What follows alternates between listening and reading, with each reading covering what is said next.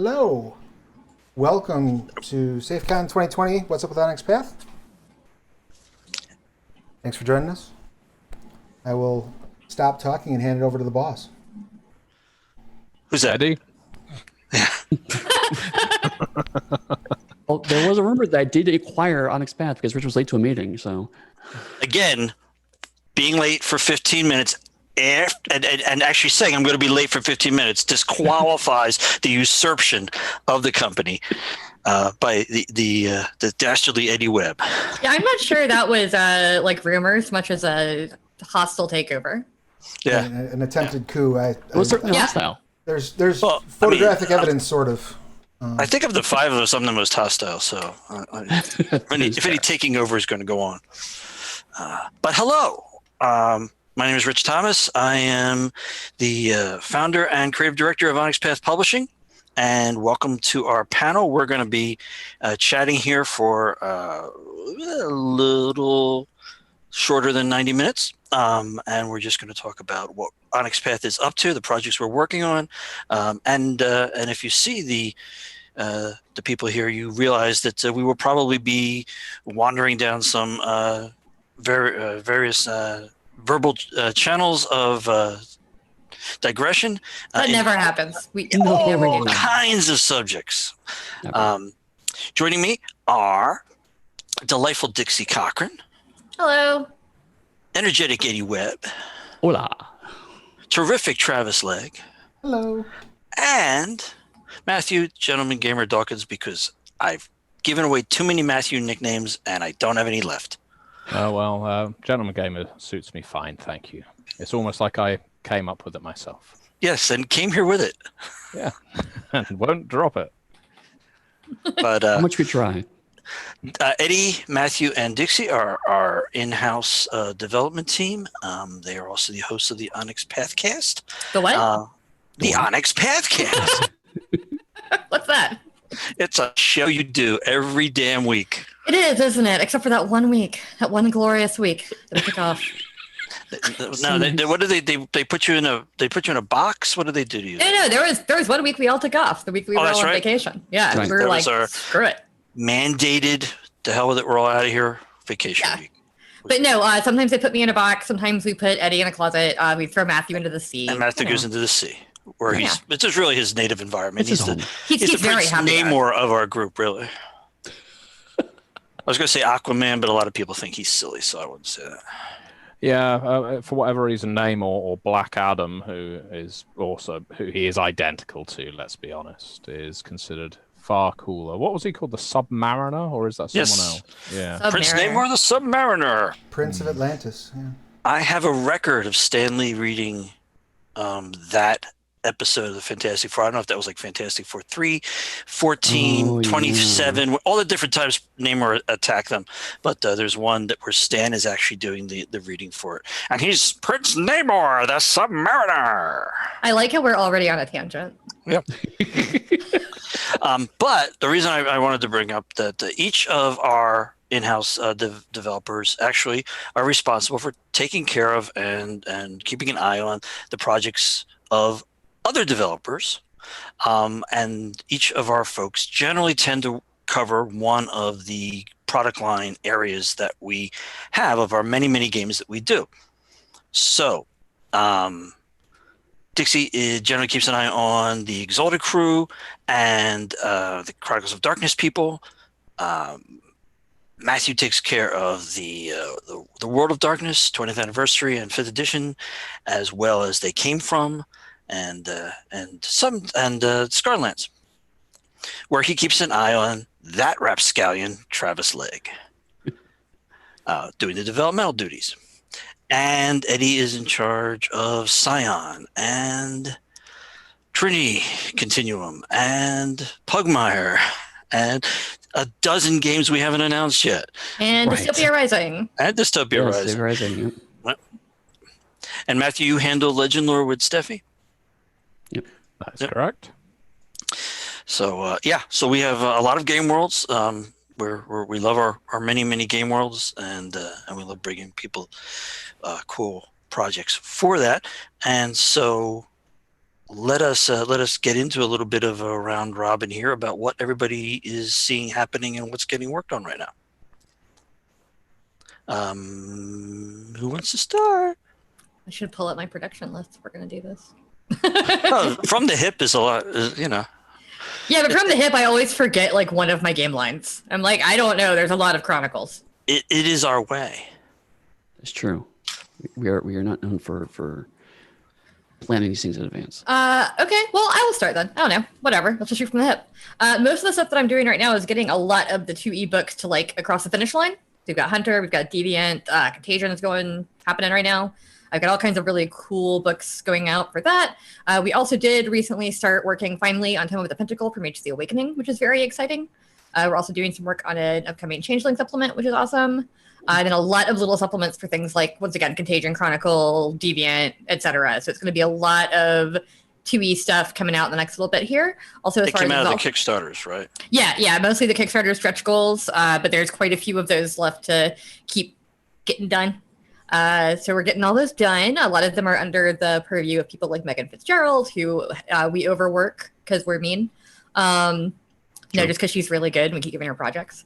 As far as Exalted goes, we just went live with Lunar's Fangs at the Gate on Wednesday, which was super exciting. The deluxe editions should be on their way soon. I think that Shady said he signed off on them today. He signed off on the proofs. Yep.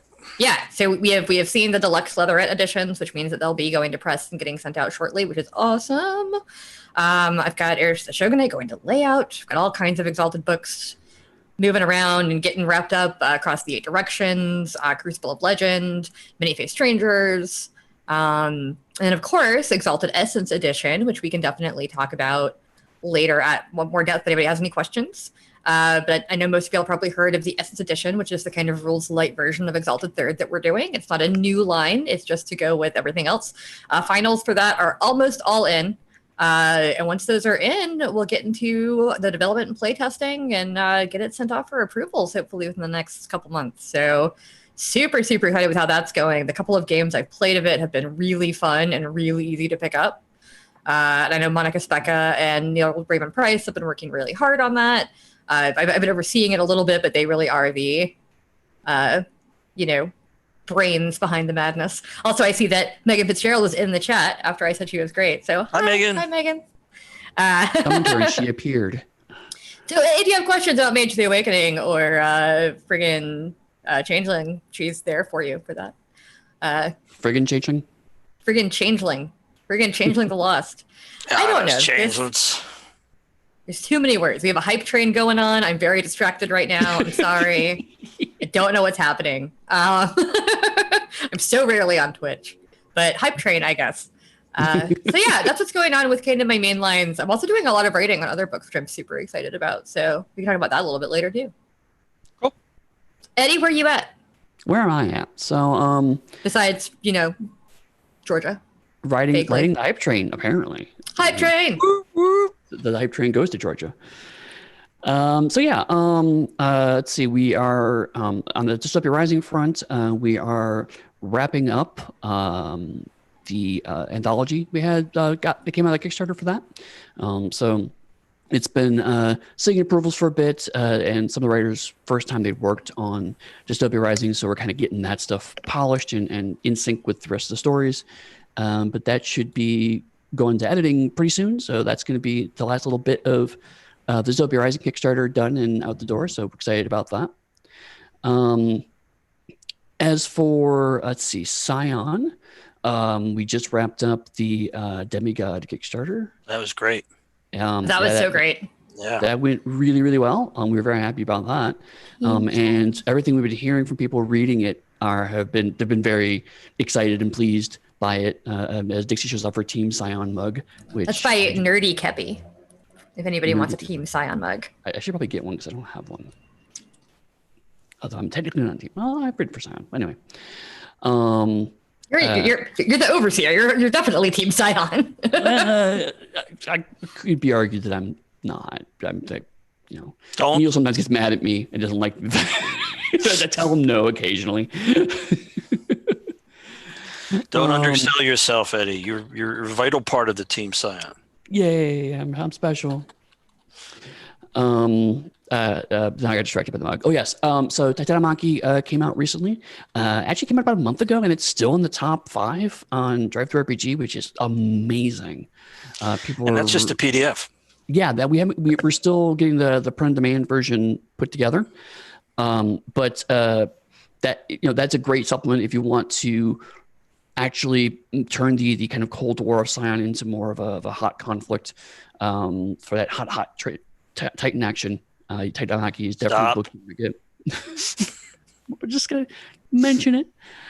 And as I was mentioning in the chat, we are definitely working on Masks and Mythos, which is our Cthulhu Mythos Scion supplements, as well as Dragon, which is our first. Those are both kind of newer things to Scion. All the other stuff we do with Scion are kind of either updated versions of the original edition or logical expansions of that. And these are the first kind of real new elements to the Scion world, as it were. So still kind of figuring out how we're going to get those books out there, but they're getting close. So you should be hearing more about those pretty soon.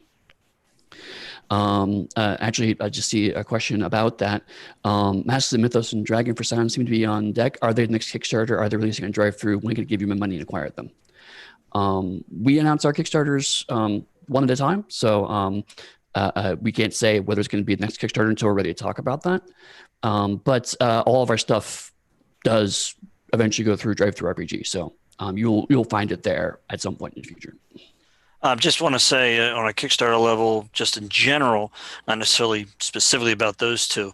Right now, the way we're looking at it is we have the current Kickstarter going for the Deluxe World of Darkness Ghost Hunters book for World of Darkness 20th Anniversary Edition.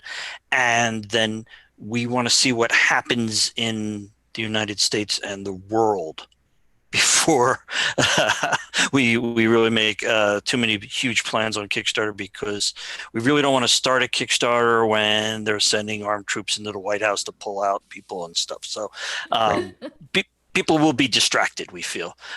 So we're looking into that, but we're playing that as carefully as we can, considering we don't know what's going to go on there. And there are a number of projects that are all pretty much ready or almost ready to go to Kickstarter. So we're going to be getting those out as best we can, because we know a lot of people are really excited to participate in Kickstarters for their favorite books.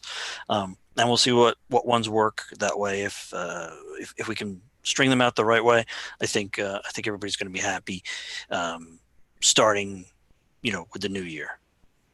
Right. Exactly. So yeah, I mean, it that's one of the many reasons. I mean, that's obviously very situational, but that's one of the many reasons why we, rather than saying we're going to do this Kickstarter this month, and this Kickstarter that month, and this Kickstarter that month, we rather do them one at a time, because it leaves flexibility to kind of adjust and move things around, so we can take it, be aware of situations rather than, oh, well, we said we're going to do this in March, but now we have to do this in June or what have you. So it allows us to be as flexible as possible. So we'll definitely let you know more once we're at that stage. And then on the Trinity front, obviously Trinity Core and Aeon are out. We are wrapping up layout for Aberrant.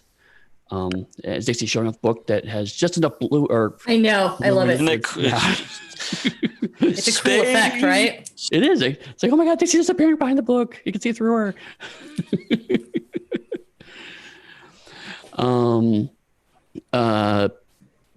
Where was I? I got so distracted by the see thing. Oh yeah.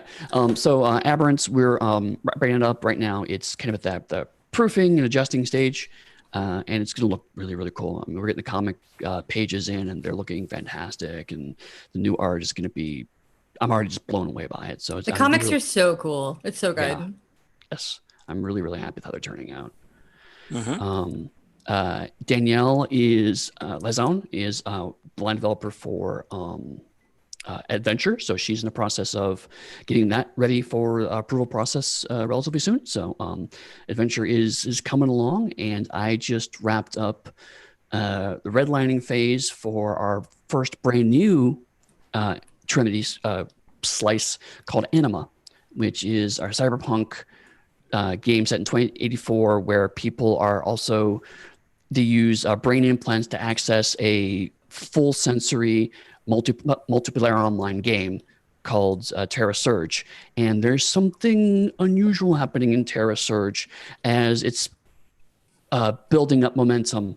And so there's a strong impetus to both play in your kind of brand new cyberpunk city called Cascade, which is built on the ruins of a previous city after a horrible war, but then duck into this MMO to have raids and go on adventures to get information and meet up with people in safe ways before you jump back into the worlds, and moving back and forth between these two worlds pretty rapidly.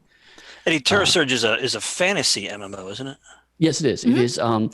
It is. It's a bit like, World of Warcraft, but also some of the more modern fantasy MMOs, like the Final Fantasy MMOs, a lot of the Korean MMOs coming out there. So it's definitely not just file for serial numbers, generic D&D. It's a distinct, compelling, interesting fantasy world in its own right.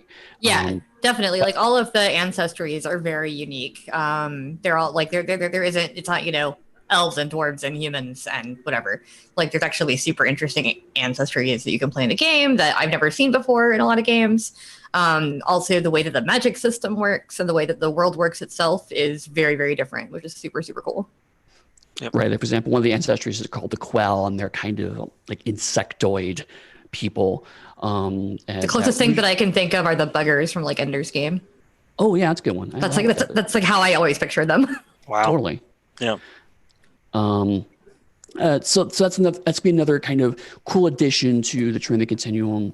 Again, similar to like Scion Dragon and Masters of Mythos, where we're taking these classic games that we acquired from White Wolf catalog, but we're adding our own spin and our own ideas to them and building them out and making them just massive, huge things that are going to be really, really fun, I think.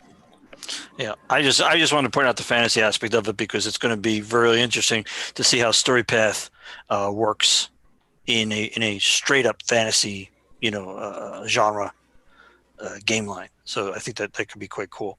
Mm-hmm. Yeah, and one of the things that's been interesting about working on Anima is there's actually a genre that's called lit RPG, which basically literally is fantasy through the lens of playing it as a game. And so it is definitely, you can ignore some of the elements of the game and just play it as a fantasy game if you wanted to. And like Rich says, it's a way to see how StoryPath can do a strong fantasy game. But also it's things like, how do you play in a fantasy game where you're not dealing with continuity that one person and six people around the table, one person's running and six people around the table are interacting with. It's but in this world, thousands of people playing this game, and how does that work and interact? And what is the dynamic between people who are quote unquote on an RP server and are playing completely in character versus people who are just there to beat stuff up and crunch numbers? That's all very kind of distinct role play opportunity that's unique compared to just playing in a fantasy tabletop role playing game. So it's in and of itself a very cool, interesting fantasy world, but also there's this additional layer on top of it, which I think will add a lot of interesting frisson. And then I think there's another game I'm responsible for. What's it called? Look behind you. Pugmire. That's the one. That's the one I was thinking of. This one also has some blue in it. Yeah. Disappearing Pugmire. I have the 3D version. It's like it was printed on clear plastic. Right? Yeah. Hey, Rich, we need to get clear plastic covers. I looked into that for Changeling. The deluxe, it was kooky expensive. Oh, well, there we go. Never mind. I've actually got lots of Pugmire books hanging out. Yeah, we do. We print Pirates Pugmire, actually. Good segue there. That came out of our last Kickstarter, and it's just now shipping out to backers for that. But I believe it's already available on DriveThruRPG. Yep. That's our big supplement for both Pugmire and the cat game Monarchies of Mao. So you can play a dog or a cat pirate, or also you can play a lizard or a bird. There are rules for playing lizards and birds in there as well. And it also gives a 3 adventure chronicle that you can play through. So there's a lot of resources that you can use to play any kind of piratical campaign in the realms of Pugmire. Verbs. They're physical verbs. Yes. And the sailing rules, and, like alchemist turtles. I don't know what a turtle sound makes, but it's kind of like. Did you chew lettuce really? Just Yeah. That's their whole language. They put it. They only learn how to speak after putting a thing of lettuce in their mouth. What's funny is actually I do have a turtle character that I'm writing fiction for now, and he's always chewing something. So, and then their written language is actually sheets of lettuce that they've chewed on to say the words, and then they send that out in a box, and that's how they read letters. Like a vinyl record. Yeah, right. Rich's fanfic is not canon. Or it could be. A lot of the things that showed up in Pugmire and Mal showed up after I said something like that. That is true. Rich said, "What about this?" I'm like, "That's a cool idea." And then Rich said, "What about that?" And I'm like, "Okay, no, that's a terrible idea." And then the next one that we're working on right now is Squeaks in the Deep, which is not only our kind of the Pugmire take on the underground mega dungeon like Undermountain or the kind of big, massive dungeon crawly kind of adventures. It's not only that, but also it has rules for rats and mice player characters. And also has psionics, because rats and mice don't use magic, they actually use psychic powers. So that's the next kind of collection of stuff, and it'll be probably about the same size as Pirates, the same kind of nice big meaty support book. So yeah, if you look at Dixie showing you there, it's about that size. Yeah, it's a little less than a core. There's but only a little less. And so it's gonna be really, really fun. And I just got the red lines back to the writers about a month ago, and I'm getting finals in already. But the first drafts were really, really strong. So I'm really, really excited to see how the finals are going to come in. And I'm going to write the fiction next week. I should get on that. I was supposed to do it this week, but stuff happened. I guess, and we may be Wizards of the Coast to Psionics. That's actually one of the debates. Travis on the call actually wrote the Psionics with me. And one thing we talked about is like, so there isn't an official Psionic rules yet. So how can we hack old Psionic rules into this? Travis like, I got this, and then just got me all the stuff. So I'm really excited how that's going to turn out. I also played a psionic character in a campaign a while back with the Unearthed Arcana, so I was like sending all that to Eddy. I was like, here's what they kind of did, but right. I don't know how final any of this will be, and some of it was really overpowered because it was way too easy for me to just like murder things with my brain as my character. That's like the traditional issue with psionics in Dungeons & Dragons. It winds up being way overpowered. And that was something we talked about, is which we were, one of the things Travis and I chatted specifically about was trying to find that right balance, because you still want that flavor of D&D Psionics. D&D Psionics is a very kind of distinct tone, but also we didn't want it to be like, well, why would I ever play a magic user if I could play a Scion assist instead? So that's definitely something to do with your rat brains to explore other people's heads. Rat and mice. And mice, sorry. Give me mouse brains. Don't leave the mice out. Did you just scan us, Rich? Yes. Dixie and I are having a mind war. I'm gonna do the wonky eye thing if you don't mind. So. I'm using insinuation to try to get to her. She's using a Tower of Iron Will to stop me. I did my stupid human old trick. School for you. Oh my god, I can't possibly top that. So what, my stupid human trick or War of the Minds? Both. I think both is the best way to describe that. Matthew. He came in from nowhere and blasted us. That's chaos magic, I believe. Marauder psionics. Speaking of chaos magic, Matthew, why don't you tell us about your workload? As if I'm not the most organized person here. You're not the most organized person here. No, that's Travis. I like how there was never any doubt that it wasn't me. So lots of interesting things going on in my little quarter, including the Ghost Hunters Kickstarter, which is currently running and has smashed past its target and already hit stretch goals. So woohoo for that. Ghost Hunters, if you aren't aware, is a book we've had in development for a little while now, which acts as a source book for any of the World of Darkness core books. Uh-oh. Ghost Hunters, where you play as mortals who... I'm probably cutting off. I should say I have a very weak connection tonight, so I apologize if I... It was just for a second, so hopefully it's working now. I've got lots of little yellow and red bars down in the bottom corner of Zoom, so I apologize if I vanish. Anyway, Ghost Hunters allows you to play mortals in the realm of government agents, all the way through to private contractors, through to almost Victorian era arcanum hunters, through to reality TV documentary crews who are trying to prove the existence of the supernatural, like the well-beloved Derek Acora, who was recently discussed on an upcoming episode of the Onyx Pathcast. For a long time. Yeah, Oh a my TV God, medium who was, I think, active in prison. I believe he's dead. Thank He you, may Travis. not- I mentioned Ghostfacers. He is dead. He died this year. I looked him up on Wikipedia. He There you died in go. like January. Oh, I'm very, very up to speed. There you go. He missed the worst of what came this year. So lucky him, I Ducked out guess. right at the right time. But anyway, yeah, Ghost Hunters is doing really well. It's incredibly gratifying to see people interested in in an atypical World of Darkness game. Because playing mortals in the World of Darkness was never the setup, really. You know, you almost always start off as the supernatural creature. So having a mortal game allows you to access the World of Darkness in a very different way, see it through a different lens, which hasn't really been done anywhere other than in Orpheus and in some of the original Black Book World of Darkness books, such as Right. Mafia. that book didn't ever get made. Which no, we never admit to that thing's existence.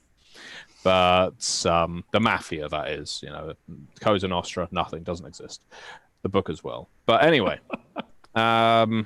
we've also got in the realm of the World of Darkness lots of V5 products on the go. A lot of V5 products, really, with Let the Streets Run Red just having gone out to backers of the Chicago by Night Kickstarter. Thank you very much, everyone who has already started providing feedback and how glowing it's been. I'm really happy with Let the Streets Run Red. That's been I'm very honestly, nice. I have to say I'm really glad that you just said it was part of the Chicago Kickstarter, because after I made the errata form for it, my brain decided at like midnight last night that it was actually part of Cult of the Blood Gods, and I made a terrible mistake with the header. So I'm glad I was right, and it was Chicago by Night. Yeah. You did good. It was like 11:30 last night, and I was like, no, is that Cult? Shit. No. We're getting the, I guess, last half of art in for Cults of the Blood Gods now, speaking of which. So that one's trundling along very quickly. Yep. Trails of Ash and Bone is back from Paradox, approved with some changes that have been made now. So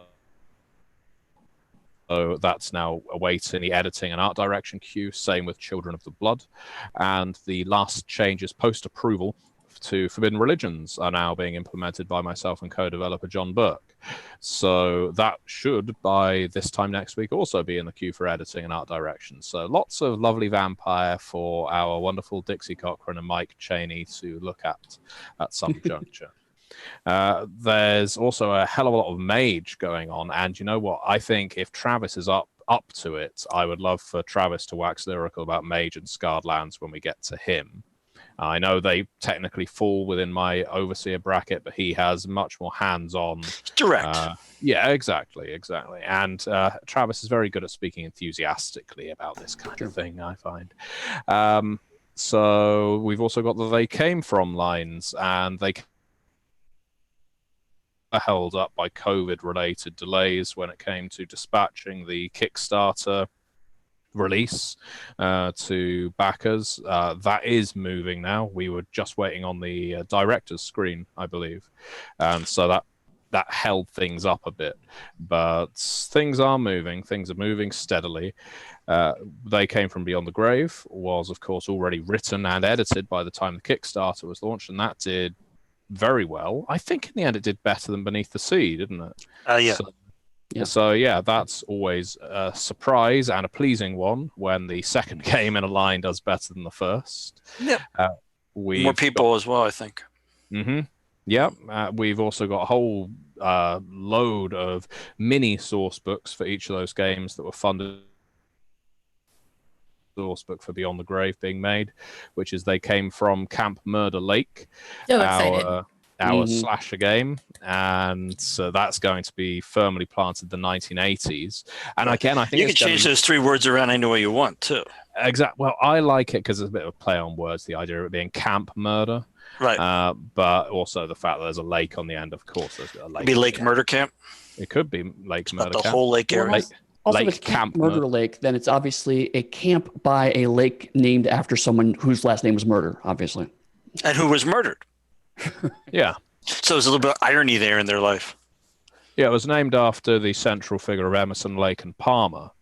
The lake was named after the lake. Yeah, and it was initially in Parma, in Italy, but it moved. Anyway, so it's odd that whether they came from games, every subsequent release almost seems to generate more hype than the prior ones, right? Because I'm seeing a lot of buzz about they came from Camp Murder Lake, and that's lovely to see. Everyone loves an 80s slasher, man. Yeah. Yeah. I think that's a lot of where our audience, the audience for modern horror, came in on horror. So it isn't something you would have had to research to know about, right? Or found on 3 a.m. on some sci-fi or horror channel. These are the movies we grew up with, a lot of us.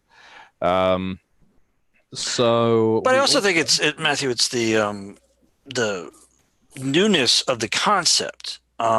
We certainly have never done a game like this before, for any of the game froms. The use of the quip cards and the cinematics and things like that. I mean, this is all new stuff, and so we're I think what we're seeing is people going, oh, that's a whole bunch of newness. I'm going to stand back and just check it out a little bit now. And then they have a good time. They enjoy it. They hear other people having a great time. And so that's where the continued growing interest in all the things that come out for it, because it is extremely fun.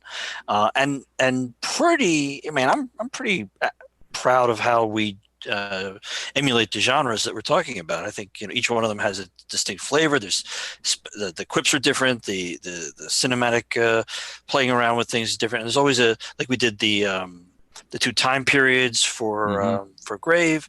We're talking about other possible things that we can do with all of those. So I think the idea of playing this way is something that a lot of our audience is learning to have fun with. Yeah, no, I completely agree. And it's tricky as a developer and for the writers of these books to hit the tone when they're working on them.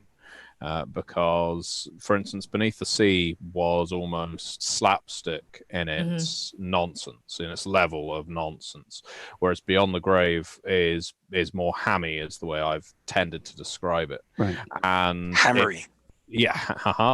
Hammery. And so it'll be interesting to see where we find the humor in Camp Murder Lake. I think a lot of it will be firmly lodged in the parody of the slasher movie.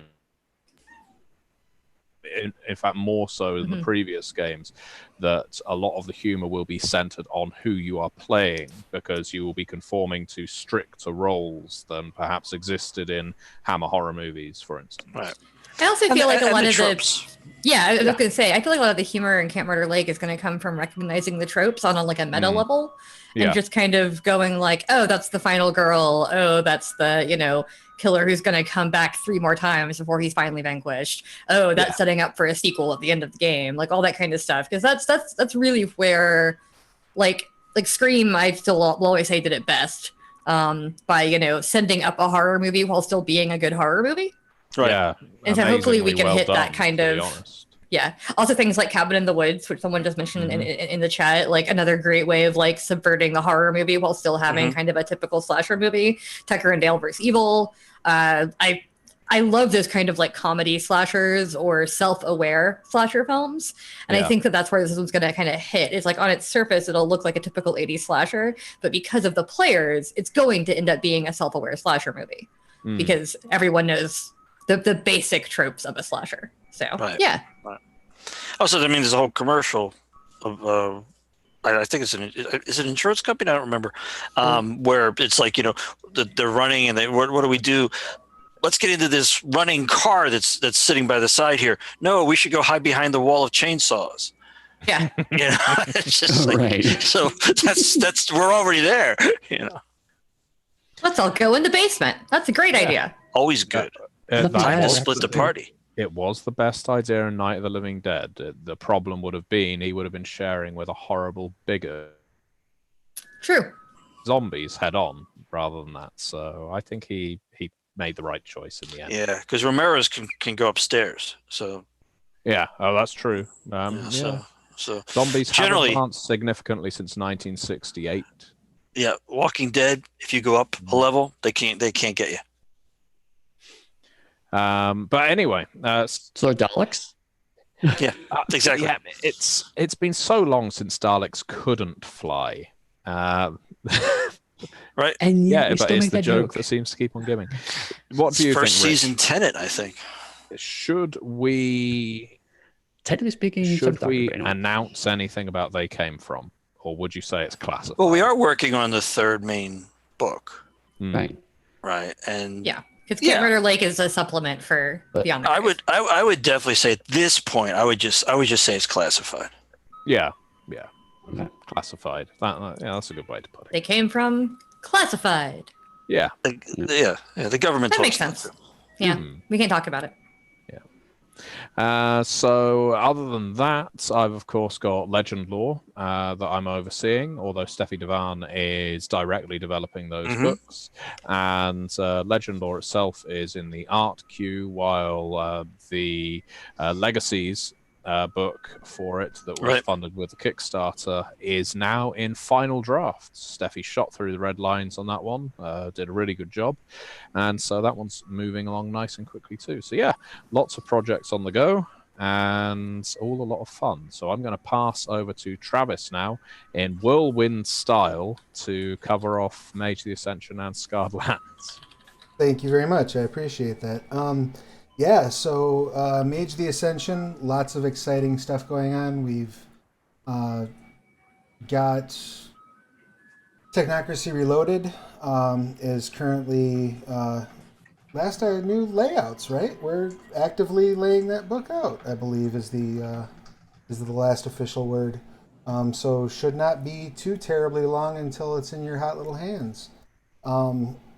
In addition to Technocracy Reloaded itself, the Kickstarter was able to get us the Operatives Dossier, which is a huge, I guess, handbook for both players and storytellers to be able to really dive into some of the elements that we introduce in Technocracy Reloaded in terms of both systems and metaplot options. We also get a chance to revisit and expand upon the digital web, which I'm extremely excited about because the last digital web product was, I think, 2002, 2003. We need Ian to tell us. The internet has changed a bit since then, so I think GeoCities was still a thing the last time. right. Just talked about. So digital web definitely needed an upgrade, and I think when everyone sees what has been worked up for augmented reality and how that interacts with the digital web, I think people will be very excited about that. We also, and Matthew can shoot me a glaring, withering glance if I'm saying too much, but we also did update some systems, some of the few things that were left behind in first edition Mage have finally been sort of brought in line with 20th anniversary. So you'll have some. Oh, did you ever find out what happens to that rat guy with the machine gun? I don't think we ever found out what happened with to the rat guy with the machine gun, but Everybody loves him. I can look into it.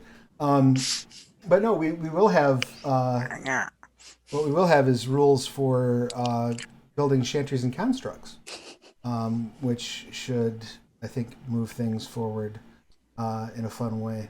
I think that's it for Technocracy Reloaded. That has been approved by Paradox and is currently in the editing process.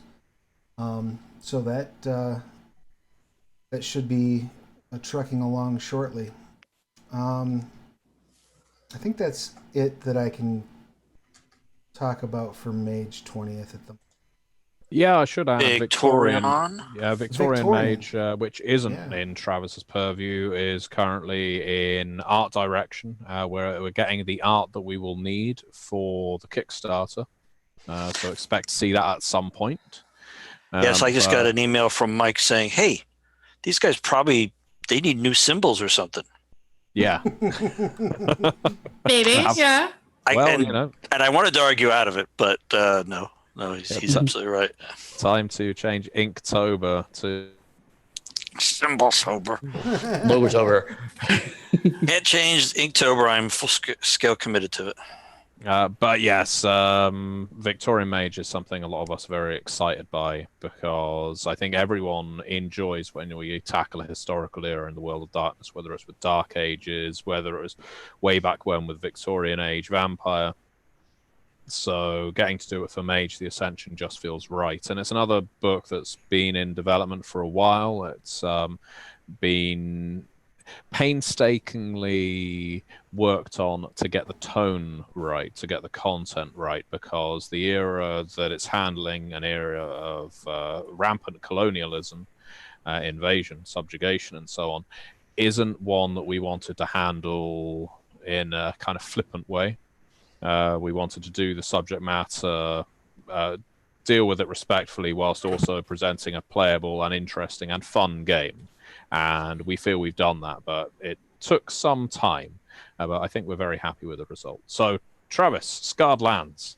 Yes, Scarred Lands, there is oodles to talk about. So we are coming up on the final months of Yugman's Guide to Gelspad and Vigil Watch. The 5th installment of Yugman's just dropped, and Vigil Watch will be coming this month for the 5th installment. They each have one more monthly installment, and then we'll be working on some collections. There is some additional material that's going to be in those collections, so I highly recommend checking those out, and including a little bit of extra stuff that we've added in to sort of examine the race mechanic as it's presented in Scarred Lands. It's been a topic of discussion for a long time with us. I think it was one of the first discussions that Rich and Eddy and I had when I came on developing for Scarred Lands, was how to tackle it. And so it's been in the mail for some time, but we, when you see the collected edition of Yugman's, you'll see our new presentation and how to address that in the game with some alternate mechanics, which also sprung from a project I got to work with Rich on this year. Helped sort of lay the roadmap for how that's going to be tackled.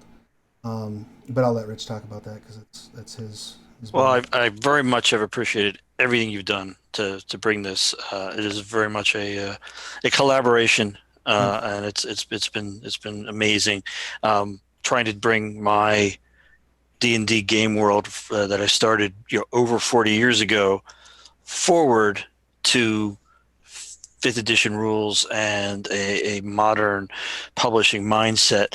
I absolutely could not have done it without Travis's help, and he did a lot. He did pretty much the heavy lifting, and I just did what I always do: just throw out stupid ideas and see if anything sticks. I think 40 years worth of notes and art is probably the heavy lifting, but I appreciate when you're in that teens to 20s, and D&D is your one form of recreation that you do every single week. You do that enough times, you get a huge pile of paper. I mean, even just the stuff you said, like we played, well, a few of us played in a private game with Rich at SaFECon2020 last year when we were able to do it in person. And I remember when he sent me the like document of the background of this Crossroads continent, and I was like, there's so much happening in here that like I didn't expect. Like I don't know why I didn't expect it to be that detailed. I didn't realize it was like a 40-year campaign, I guess. But I was like, geez, this is amazing. Like there's so much stuff in there. I was trying to give each of you, a sort of a snapshot of the peoples, so that you could pick them and know what you were doing when we were playing. And I think it's absolutely amazing. I looked back on that while Travis and I were working on this, and I was like, the funny thing is, I almost had for 40 years, I almost had nobody play halflings. And that was Dixie. Dixie played a halfling in our game, and the insect people, the mantids. There were a few people who played that because some people just can't resist the idea of playing an insect. But Eddy picked that to play, and then Jack picked one of the Manticora, which again is not a lot of people play that, and Jen played a sea elf, which I'd never had anyone play a sea elf before. And then we had 2 ducks. And we had 2 ducks. So it was a very, let's play all the fringe character people's sort of thing. And I thought it made for a really, really fun game because there was a lot of normal fantasy assumptions that just never even entered the picture. Yeah, see, and here I thought I was being boring by playing like a classic D&D, like peoples in your like super cool insect, duck, whatever else game. Yeah, I don't know why halflings just were never popular or done up. I mean, maybe it was just the audience, but there were a couple, and like one major villain was a halfling, like a player character who went to the dark side, or he started on the dark side, to be honest. But old TJ McCauley. There's that one player. Just formalized it at one point. Yeah. When he attacked the other player characters, that was the right. That'll do it. And having this amazingly just in-depth and well-crafted world as we're putting together the peoples of the Crossroads continent, which will be the first offering for that. We really wanted to take that as an opportunity to examine how do we bring in all these cool peoples and do it in such a way that doesn't fall into the same traps that D&D has been falling into for 40 years. And that was really what planted the seed that also is going to grow to fruition with the way that peoples are going to be presented with Scarred Lands in the Youngman's appendix that's going to be added to the full product. So I really hope people will enjoy that. And Dixie's character for that was a great example of what you were attempting to do, which is that she came to me and said, "Could I do a halfling who'd been raised by dwarves?" And so they have some. The character has some of the stuff that you can do, and I was like, "Yeah, why not?" Always with my game world, because we started it like first edition. Right. If there was a cool idea, that won out over. Well, it says in here you can't do that. Okay, how can we do it anyway? Which was the answer, not, oh, okay, then you just can't do it. So a lot of the ideas that people would say, well, you can't do that. And I'm like, why? Yes, you can. Why? What are you talking about? But I think it's been so codified and so hidebound over the various editions that now at this point, people just think it's an ironclad rule. And, first edition and even into second edition, I think people were just like, because there was not a lot of rule there. There was inspirational stuff. It's like, the Pirates of the Caribbean, not so much rule as guidelines. So. And I mean, I remember we were talking about this a little bit with Realms of Pugmire, because a lot of my inspiration was from those super early D&D things where it's like, let's have a spaceship crash to a D&D adventure. Why not? Or let's have a player character robot. And you said ducks were, there's this weird period of like early 80s gaming where ducks were huge. Ducks were a big thing in D&D, and we just don't talk about it anymore. And so when I remember when you showed me the Crossroads Continent stuff, I'm like, yes, I remember ducks being a big thing. That's awesome. Yeah, well, I mean, I think I don't know if Janelle was directly influenced by Howard the Duck. I feel like she has to have been, but I was, and then I saw that they were available, that you could play Ducks in RuneQuest, which of course, is another thing. And so I don't know whether it was just a result at the time with a bunch of very strange young people who decided that ducks would be really something that they wanted to put in their world. But again, it seemed like a lot of fun. It seemed like a very different kind of character to sort of play. We had some phenomenal role playing with these supposedly ridiculous ducks. So I mean, one of our longest lived character was all the way through that. Yeah, the Duc L'Orange that Neil did for our game. That was so funny because he was working on that character and he was like, I'm gonna name him Huort L'Orange, and I was like, okay. And then he's like, he's gonna come from nobility, and then he goes, I think I'll make him a count, and I was like, Neil. If you don't make him Duc L'Orange, what are you even doing with this character? That's valid. Yeah, and that was fantastic because the two people who played ducks did not know anything about each other going into it, and they came into the game, and Neil started his Neelisms of being the Duc L'Orange and just talking, and the other guy playing a duck who was a bard, Captain Kirk, decided he was going to be his herald. Yeah, his chronicler and herald and all that. Which Neil just ran with. Come over here, my herald, and they bounced back and forth. It was so hard to keep. We didn't keep straight faces. We were laughing our butts off.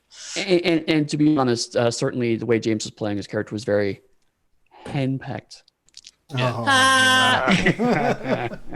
But also he was actually henpecked. You just killed Matthew. Yeah, we're gonna have to resuscitate him. This is my brand. So I guess that's the whole thing. So it's a little thing we're doing right now. It's the Peoples of the Crossroads Continent, which was the name of my longtime setting. It's something that Travis and I have been working on in our spare time. You have spare time? The oodles of spare time. I put in. I when it came.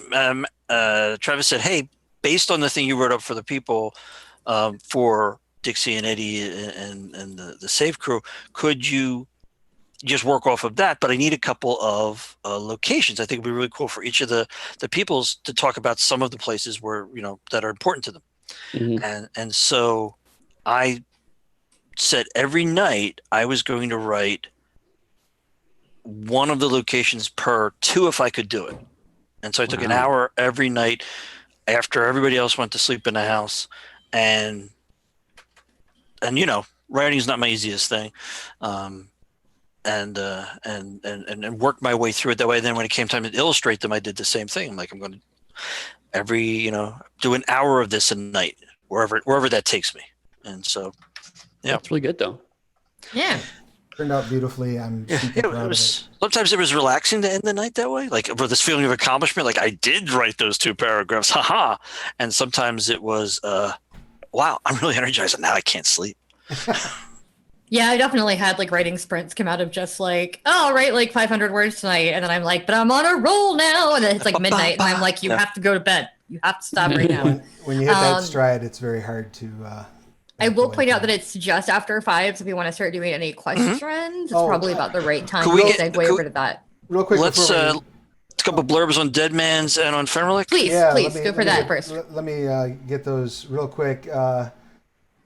You probably have seen, or hopefully have seen, the trailer for Frostlands of Fenric. If you have not, head over to the Onyx Path YouTube channel and check that out. It is a new offering, a new continent being offered for the first time for 5th edition through the Sluritian Vault, which is the community content program for Scarred Lands. So rather than putting out just a standard release, we're putting out this book that was created by members of the community, fans of Scarred Lands. I coordinated and directed, but a lot of the people who are working on it are fans. And so it introduces the continent, gives you the framework of the people there, the framework of the civilizations there, but leaves a ton of hooks for you to latch on to create your own continent and make your own content and make it your own. Make it continent content. Continent content. Thank you, and make it your own world and build it out. And so our hope is that people will check this out, really enjoy the continent, and start putting up things on the Solution Vault for sale. Get your own content out there in front of people. Help it build and grow that way, and sort of map out this mysterious and strange land up to the north. It's the furthest northern landmass in the world of Scarred Lands. It's a frozen climate, very difficult to get to, and very isolated. And you'll find, I think, a lot of focus on like survival and trying to be resourceful. It's very difficult to travel even from village to village on this continent because of the distances and the difficulties of the weather. So it's very exciting. We have the first preview up for that at Drive-Thru RPG as well. If you just look for Frostlands of Fenric, you can download a free preview and take a look at the Frostlands. Frostlands of Fenric. And For your keyword. And then lastly, I suppose I should talk about Dead Man's Rust, huh? There's this... No, please do. Dead Man's Rust is the level 1 to 10 complete campaign for Scarred Lands set on Gelspad. It picks up with the Night of Chronicles, a festival that's being held in the Manticora Confederacy capital of Leone. And the adventurers come upon a bard who's just trying to get home, and home happens to be the Broadreach horizon of the Hornsaw Forest. And their adventure takes them into a intrigue-filled but deadly jaunt across south central Gelspad throughout the Hornsaw Forest, the Gleaming Valley, and the Necromancer's city of Glividatel. It will be... I think it's fair to say that it's in the Kickstarter queue. Is that saying too much? That's the direction fair. it's going. And it's a thing we will eventually kickstart. Yes. Yes, and it was just a ton of fun to work on to put together this campaign.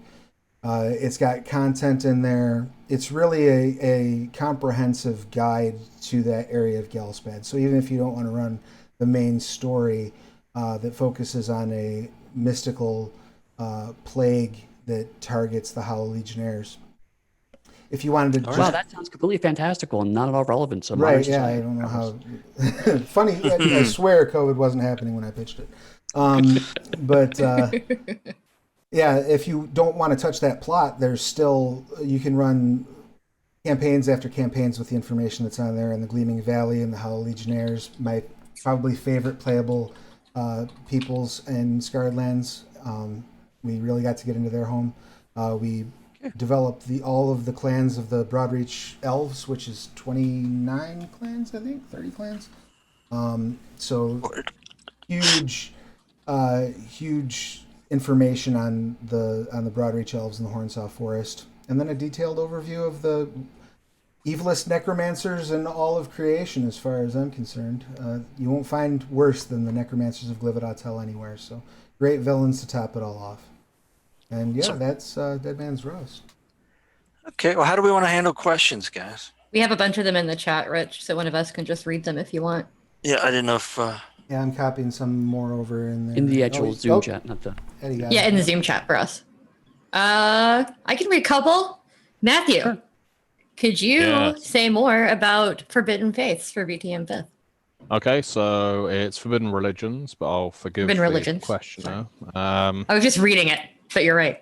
No, and I forgive you too, Dix, Aw. for just following orders. That's nice.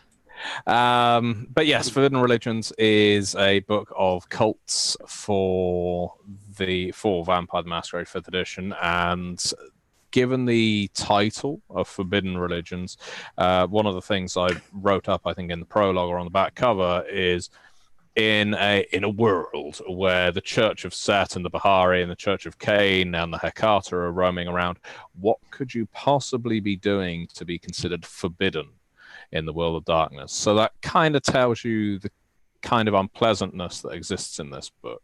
There's some infernal cults, which I know a lot of people are looking forward to. We've got Golconda Seekers, and why exactly Golconda is such a taboo in the world of Vampire the Masquerade.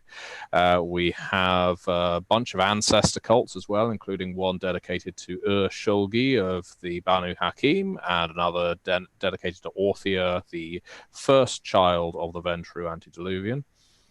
We've got a bunch of eschatological cults, including Gehenna cults. One is disease-based and is strongly derived from the disease cult that exists in Vampire the Masquerade Bloodlines, the first one.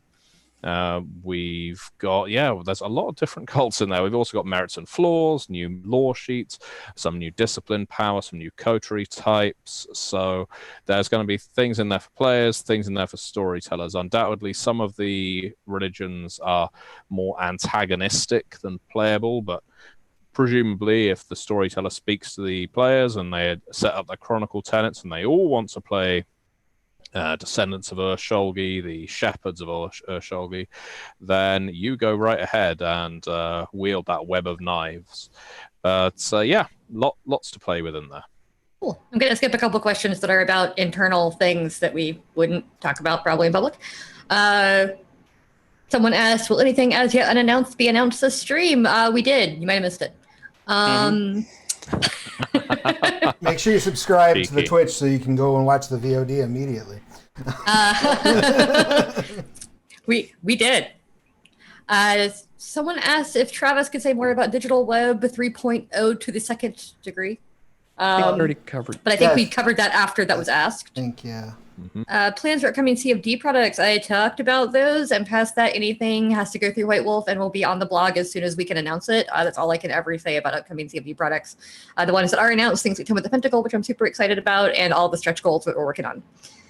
Question for Eddy. Has there been any thought to the lands beyond Pugmire? I've noticed the map slowly expanding per book, but do you have ideas on what's happening past the Acid Sea?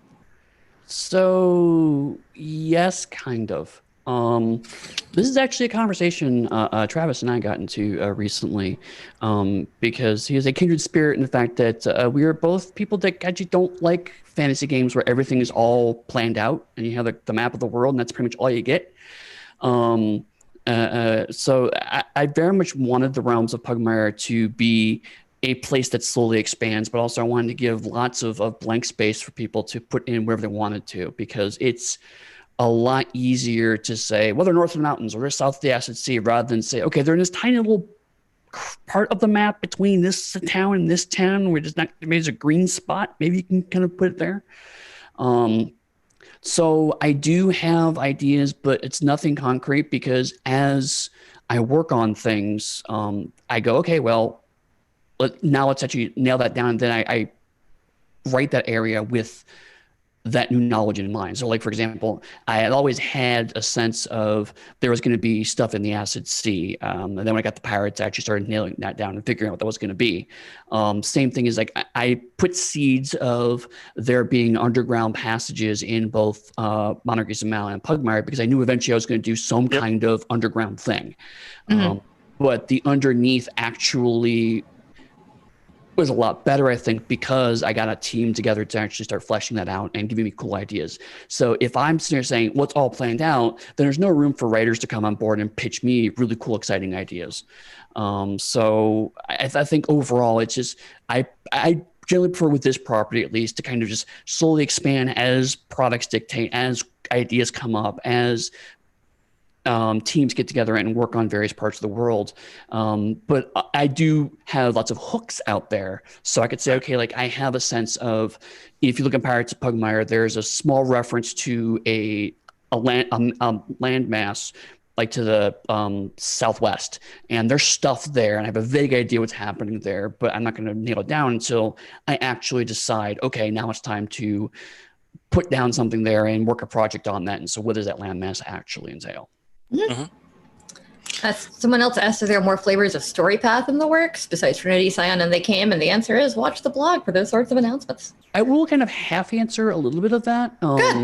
In particular, if you check out the Aberrant product NWE Unleashed, yes, That is our pro wrestling supplement. Brother Which Jack. Matthew and I vigorously pitched to Rich. Threw a couple arm bars in there until he acquiesced.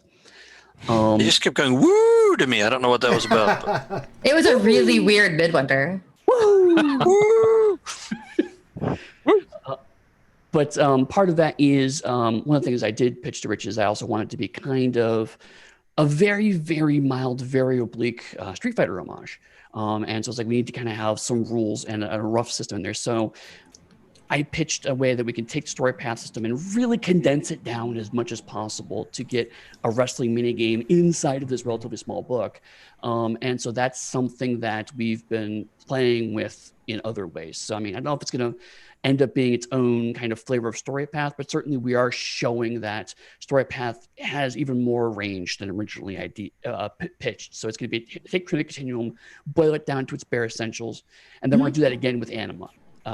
With the MMO system is not full Trinity rules. It has a reduced, specialized set of rules to reflect what it's like to play in an MMO, because MMOs are largely about very specific skill sets as opposed to you can do anything.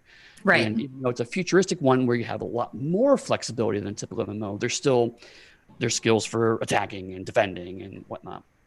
So again, building off that initial groundwork, Danielle and Dixie both kind of working together to kind of present another form of how can we present another compressed version of story path through Anima. So and by Danielle and Dixie, you mean Danielle's working on that and Dixie is going, okay, I'll fix my sections to match yours. Well, no, you and her and I also talked about this is what MMOs do, and here's against the player should be able to do in an MMO, which helped inform the decisions that led to the actual mechanical design. Right. Yeah. That's why I included you in. So Well, thank you. you're an important part of the process, Dixie. It is a group effort. As somebody who's been playing MMOs for a long ass time. Yeah. Right. So, like I said, that's not a flavor in the sense of we're going to necessarily build a whole game around that. You know, if we do, that we're not ready to talk about that yet. But the point is that is another way that you can use story paths. So it's kind of a half answer.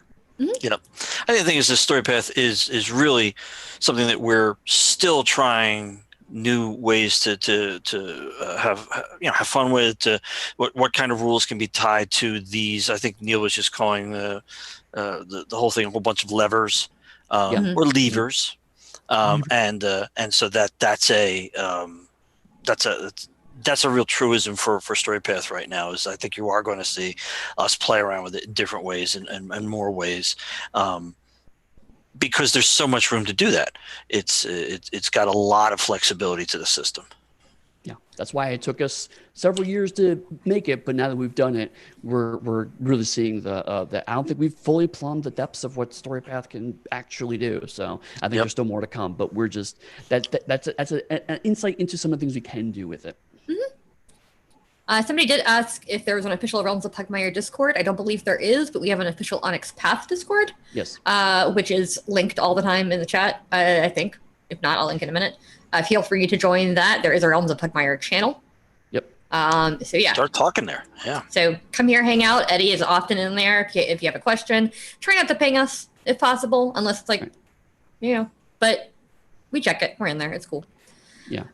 Someone else asked, what is up with the lines of Kickstarters y'all have and where are they at with what we in Gehenna Gaming are calling the Backstreet Boy reunion tour, which means the COVID pandemic.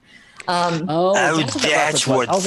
Yeah, that is our code name for it, so that we don't have to constantly I bring assume it up. that's what the reference was, and I guess the line of Kickstarters. Rich. The series of Kickstarters. Right? No. Before you answer that question, how did you get the Backstreet Boy reunion from COVID? It's the Backstreet Boy reunion tour, and it's messing up the whole world. I don't know where it came from. Someone started calling it that. So it's like there's this horrible disease happening, but the one thing that's worse than that is the Backstreet Boy. No. It's supposed to be worse. It's supposed to make it pleasant so that you can talk about it in like the general channel without anybody getting like upset because.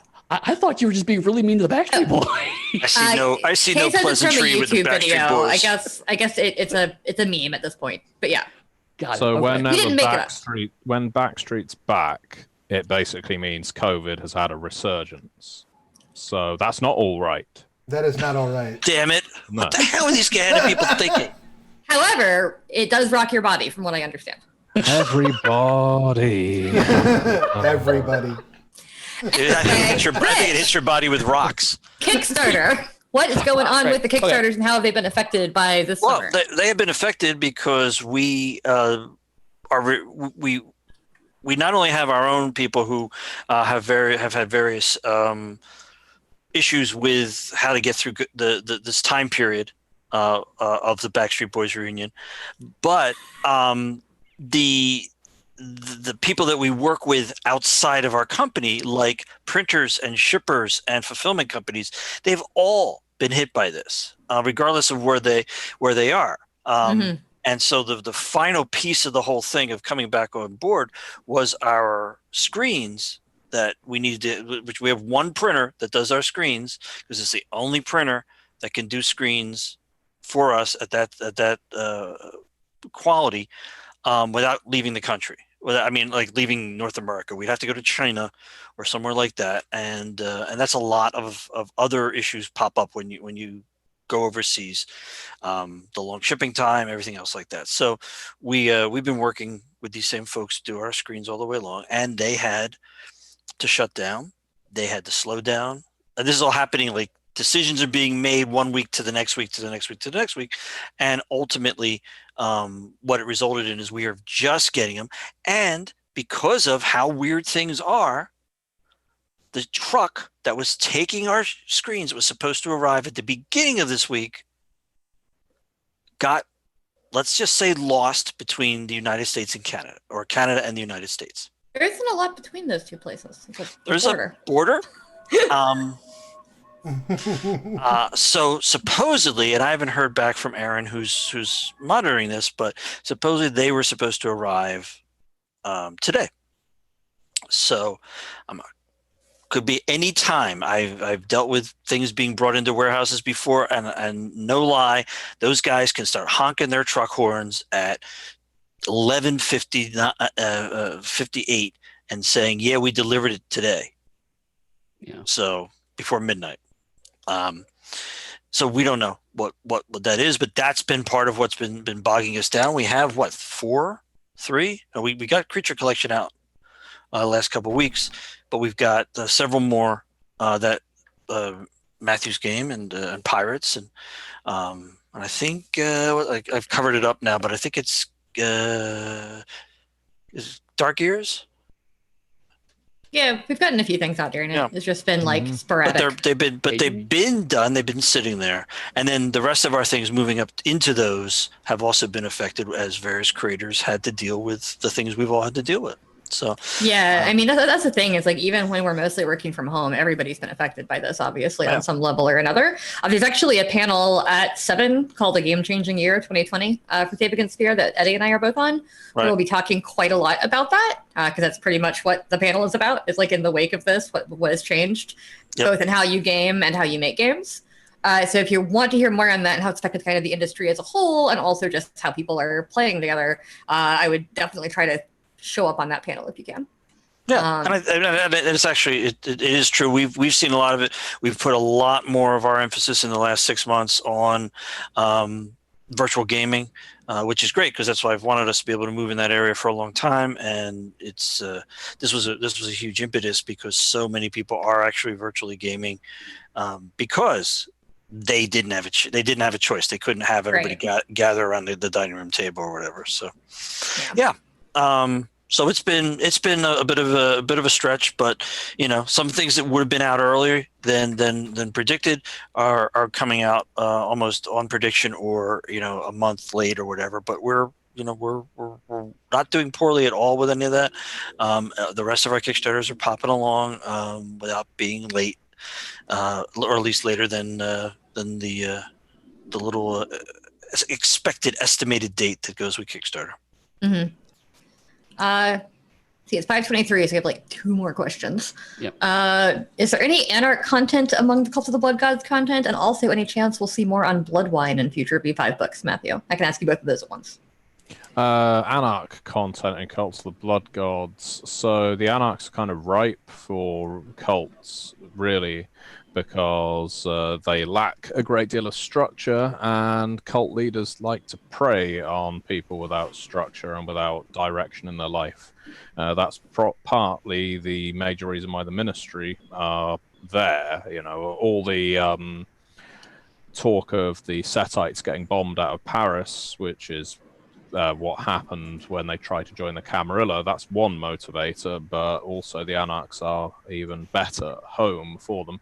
I would say that while none of the cults in Cults of the Blood Gods are exclusively Anarch, some of them certainly fit the Anarch mold better than they would in a Camarilla domain. The Bahari, for instance, I see as more implicitly Anarch in ethos. Even the Church of Set, even though the Church of Set don't necessarily gel with the widespread ministry, given that the Church of Set are the orthodoxy, their ideas are still more anarchic than they are Camarilla, because the theory is the Camarilla is being led by elders that aren't ministers, aren't Setites. So Church of Set is more comfortable being anarch or independent. In terms of blood wine, no. The main reason why we haven't got blood wine and indeed vitae blood bonding via goblets and via blood bags and things like that is part of the design of V5. That and this was a revision for V5, that you can only get blood bonded now from the vein. You can only get blood bonded if you drink from the person. As soon as the blood has been exposed for too long, and that's a matter of seconds, it no longer has its potency. Likewise, if you are a vampire drinking mortal blood, if you're a bagger, that's one of the predator types in V5, it's absolutely fine for you to drink cold blood from a goblet. But if you're not, you don't get any nourishment from it. You have to feed from a person. That's the rules as written. Obviously, people run these games however they like. And in pretty much every actual play I've been in of V5, people have still been drinking blood from receptacles instead of individuals. But in short, because that revision took place for V5, you're unlikely to see anything like blood wine in the near future, just because it doesn't conform with what's positioned in the core book. So there you go. Unless Paradox decides otherwise. Right. Yeah. Well, they might change their mind. Kareem is a mercurial man. With a marvelous singing voice. The very last question before we sign off. Someone did ask what plans for Vampire the Requiem were, and it's going to be the same answer, I'm sorry, that I give for a lot of Chronicle stuff, which is that's all in Paradox Fight Wolf hands. So once we are allowed to announce anything, we will. And until then, I can't say anything. But we still have a ton of Chronicles of Darkness things that we are in the process of getting out from our swath of Kickstarters for the core books, getting them all up to second edition speed, and all the projects that came out of those Kickstarters that you were talking about. So yeah, we've got tons of Chronicles that were stuff that we're working on. Yeah, like I said, I can't talk about any unannounced plans because they're unannounced for a reason. So with that said, we should probably sign off. It's 5:27. Look at that. Yeah, if Travis, where he'll find you. People can find me everywhere on the internet at Travis Legge, like it's spelled beneath my face. And I do just want to remind you, if you stumbled in from the street, from our regular viewership, or just not from Save Against Fear, please be sure to head over to the Save Against Fear convention. There's actual plays going on all weekend, panels, all sorts of good stuff. Lots of great gaming. And it supports a wonderful, wonderful cause with the Bodhana group. So please head over and check that out. Yep, tabletop gaming for therapeutic methods. The Bodhana group, who's been running the Save convention for I don't know what now, 9 years, I think 9 years. Something like that. They have they're really the innovators in use of tabletop gaming, and they're really being seen as the industry leaders now, which is fantastic because they're a great group of people. Rich, what if somebody wanted to follow you on Twitter? I have no idea. What is my thing? Have you forgotten your Twitter handle again? It's Rich_Thomas_WW. Yeah, Rich_Thomas WW. Right. Blah, blah, blah, blah. Eddie? You can find me at pugstudy.com, and from there you can use my contact link, or you can use my social media accounts. You can find us. Oh, shit. No, sorry. No. Do it. Do it. I'm going to go last. I'm going to go last and do it. Okay, you do it. Matthew, Nice to have it. where people find you, follow you. They can find me on MatthewDawkins.com, where I will be strutting my stuff and locking You them sure in a do. figure four like woo. And yeah, they'll find all my social media on MatthewDawkins.com as well. But don't let your wife visit that website, or I'll be walking her down the street and leaving you solo. Woo! Okay, that was horrifying. Anyway, as Rich said, thebatanagroup.org is a great place to go. That's where we're doing some of the charity raising for using tabletop gaming as a therapeutic tool. Thank you also to Legendary Pants for sponsoring SaFECon2020. SaFECon2020 is also powered by Gehenna Gaming. So go check them out. You can find me at Dixie Cyanide on pretty much all social media. You can find us at theonyxpath.com or at the Onyx Path on most social media. And as always, many worlds, one path.